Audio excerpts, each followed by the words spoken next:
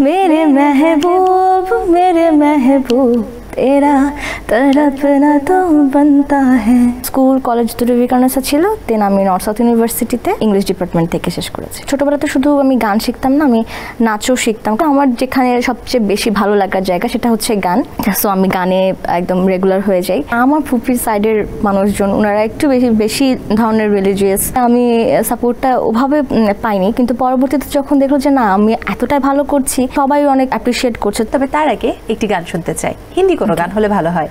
আজকে আমাকে পেয়েছে, একদম ভালো মতো পেয়েছে। তুমি বলো তোমার পছন্দের একটা গান। রিসেন্ট যে কোনো একটা হিন্দি গান। রিসেন্ট আচ্ছা, গুনগুন করে আমার একটা গাওয়া হয়, নতুন একটা মুভি রিলিজ পেয়েছে।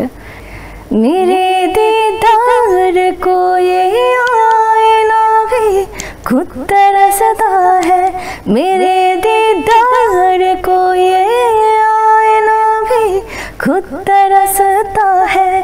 मेरे महबूब तेरा तड़पना तो बनता है। मेरे महबूब तेरा तड़पना तो बनता है। দারুণ। সাধারণত অতিরিক্ত মিউজিকের যে গানগুলো, মানে যেটা আইটেম সং বা একটু পার্টি সং টাইপের, সেই গানগুলো খালি কণ্ঠে গাওয়াটা একটু কঠিন, বাট খুব সুন্দর হয়েছে। Thank you. একটু চলে যায় পেছনের দিকে, আপনার জন্ম, বেড়ে ওঠা, স্কুল কলেজ, এগুলো নিয়ে একটু জানতে চাই। পড়াশোনা কোনটা আগে বলবো? সবগুলো আচ্ছা। আমার জন্ম হচ্ছে আমার নানুর বাড়িতে, যেহেতু আমি প্রথম বাচ্চা আমার আম্মুর, তো নওগাঁতে। আচ্ছা। আর হচ্ছে দাদুর বাড়ি হচ্ছে বগুড়া। আর হচ্ছে স্কুল প্রথমে আমি একটা ইংলিশ মিডিয়াম স্কুলে পড়েছিলাম, ছোটোবেলায় একটা কিন্ডারগার্টেন একটা স্কুলে পড়েছিলাম। এরপর ক্লাস 1 থেকে তো ভিকারনেসায় পড়া হয়, এটা তুমি ভালো করে জানো, বিকজ তুমি ইউ আর অলসো ভিকি। তো ভিকারনেসা স্কুল কলেজ দুটো ভিকারনেসা ছিল, দেন আমি নর্থ সাউথ ইউনিভার্সিটিতে ইংলিশ ডিপার্টমেন্ট থেকে শেষ করেছি। ওকে, তার মানে খুব পড়াশোনার ভেতরেই থাকা হয়েছে ছোটবেলা থেকে। সেক্ষেত্রে গানের চর্চা বা গানে কেন আসা, কখন আসা, কিভাবে আসা?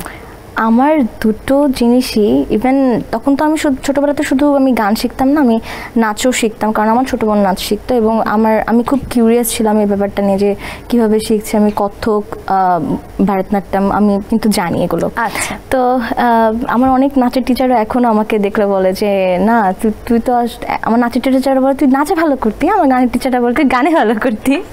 মানে এটা করতে করতে আসলে ব্যাপারটা হচ্ছে আমার যেখানে সবচেয়ে বেশি ভালো লাগার জায়গা সেটা হচ্ছে গান, সো আমি গানে একদম রেগুলার হয়ে যাই। আর এই তো, আর গানটা মূলত হচ্ছে আমার আব্বু আম্মু যখন ফার্স্ট টাইম গান শিখতে গেছে, তখন আমার কাছে মানে মনে হয়েছে যে আম্মু একটা গান শেখার আগে আমি ওইটা দেখা গেছে যে শিখে বসে আছি, টিচার সরাসরি যখন গাইছে শিখেছে। আর এটা দেখে আম্মু তো খুবই খুশি ছিল। তো সেই সময়টাতে আম্মু চিন্তা করলো যে ঠিক আছে আমি স্কুলে ভর্তি করে দিই গানের, তো করে দিয়েছিল।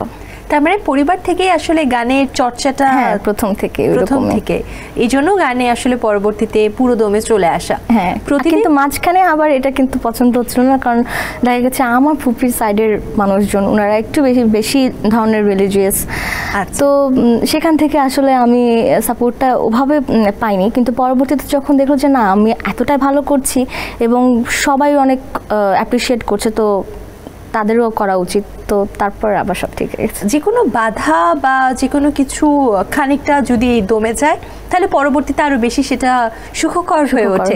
কিন্তু আমার জন্য ওই যেই টাইমটা ছিল অনেক কষ্টের একটা টাইম ছিল, এবং পরিবার বা ফ্যামিলি যখন একটা সাপোর্ট থেকে একটু দূরে থাকে তখন কিন্তু অনেক কষ্টের একটা ব্যাপার হয়ে যায়, এটাই তুমি বুঝতে পেরেছি। নিঃসন্দেহে দুটারই যে অভিজ্ঞতা, এই অভিজ্ঞতা থাকার একটা মানুষ অনেক জরুরি। একদম।